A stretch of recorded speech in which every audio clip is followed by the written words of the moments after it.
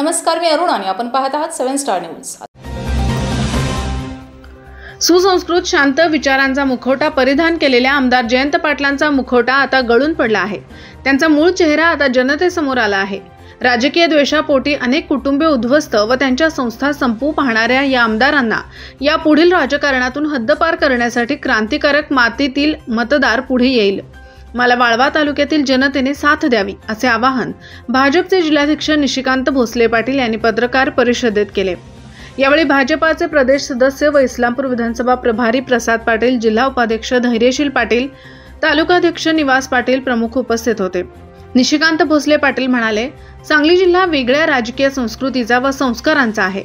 स्वर्गीय वसंतदादा पाटील, स्वर्गीय गुलाबराव पाटील, स्वर्गीय नागनाथ अण्णा नायकवडे, स्वर्गीय ND पाटील, स्वर्गीय लोकनेते राजाराम बापू पाटील, स्वर्गीय प्रकाश बापू पाटील, स्वर्गीय मदन पाटील, स्वर्गीय GD बापू लाड अशा अनेक कर्तबगार माणसांचा जिल्हा म्हणून संपूर्ण महाराष्ट्रात परिचित आहे। सांगली जिल्ह्यातील तत्कालीन अनेक नेते मंडळींमध्ये मतभेद असायचे, ते विकासासाठी असायचे। ते मतभेद निवडणूक संपली की संपून जायचे। किंबहुना विरोधकांच्या चांगल्या धोरणाला, चांगल्या विचाराला पाठिंबा देण्याचा स्वर्गीय वसंतदादांनी सातत्याने प्रयत्न केला होता।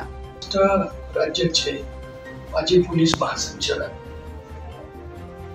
सन्माननीय परमवीर सिंग साहेबांनी काल प्रेसमध्ये ABP माझाशी बोलताना जयंत पाटील जलसंपदा मंत्री असताना मंत्रिपदाचा दबाव टाकून परमवीर सिंग यांना प्रकाश इन्स्टिट्यूट ऑफ मेडिकल सायन्स आणि प्रकाश हॉस्पिटलच्या डॉक्टर, त्याचे संचालक मंडळ यांच्यावर खोट्या केसेस दाखल करा, हा जो दबाव ते त्या ठिकाणी टाकत होते त्याचा पर्दाफाश त्या ठिकाणी त्यांनी केलेला आहे।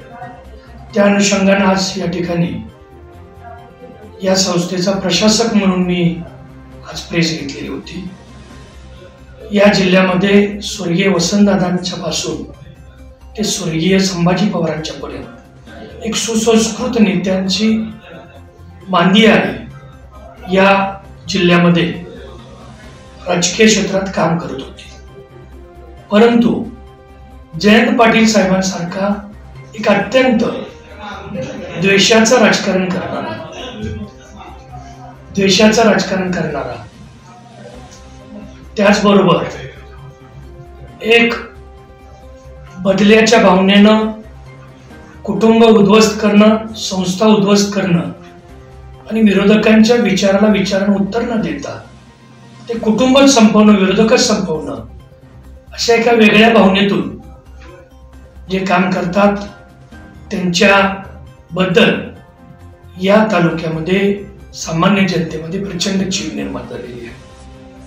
यासाठी आम्ही सगळेजण कायदेशीर सल्ला प्राप्त करून त्यांनी ज्या पद्धतीने मंत्रिपदाचा दुरुपयोग केलेला आहे आणि खोटे गुन्हे दाखल करण्यासाठी अधिकाऱ्यांच्या दबावावर आणलेला आहे, त्यासाठी उच्च न्यायालयामध्ये दाद मागणार आहोत। त्यांच्या जिल्ह्यामध्ये एक अत्यंत खुनशी, कपटी, वैरभावना जागृत ठेवणारा, द्वेषाचे राजकारण पराकुटीचे करून विरोधकांची कुटुंब उद्ध्वस्त करण्यासह त्यांच्या संस्था उद्ध्वस्त करण्यापर्यंत प्रयत्न करणारा नेता या तालुक्यामध्ये जन्माला आला। हे वाळवा तालुक्यातील जनतेसाठी मोठी दुर्दैवाची बाब आहे। स्वर्गीय वसंतदादा, स्वर्गीय राजाराम बापू यांच्या वैचारिक मतभेदाचा लढा संपला असतानाही त्यांच्या निधनानंतरही 3 पिढ्या तो द्वेष डोक्यात ठेवून स्वर्गीय वसंतदादा यांचे नातू प्रतीक व आता विशाल पाटलांपर्यंत दादा घराण्याचे राजकीय अस्तित्व संपवण्याचे व त्यांना राजकीय दृष्ट्या उद्ध्वस्त करण्याचा कुटील कारस्थान वाळवा तालुक्याचा अविचारी नेता करीत आहे। ही अत्यंत दुर्दैवाची बाब आहे। यावेळी महिला मोर्चाच्या तालुकाध्यक्षा सुरेखा जगताप, शहर अध्यक्ष अशोकराव खोत, युवा मोर्चा जिल्हा उपाध्यक्ष चंद्रकांत पाटील, OBC सेलचे अध्यक्ष मधुकर हुबाले, निशिकांत दादा युथ फाउंडेशनचे अध्यक्ष अक्षय भोसले पाटील, निशिकांत दादा स्पोर्ट्स फाउंडेशनचे अध्यक्ष अजित पाटील, तालुका उपाध्यक्ष प्राध्यापक दत्तात्रय पाटील, भास्कर मोरे, सरचिटणीस यदुराज थोरात, प्रवीण परीट, विश्वजित पाटील, भास्कर कदम, रणजित माने यांच्यासह भाजपा पदाधिकारी उपस्थित होते। Laxman Patil, 7 star news, Islampur.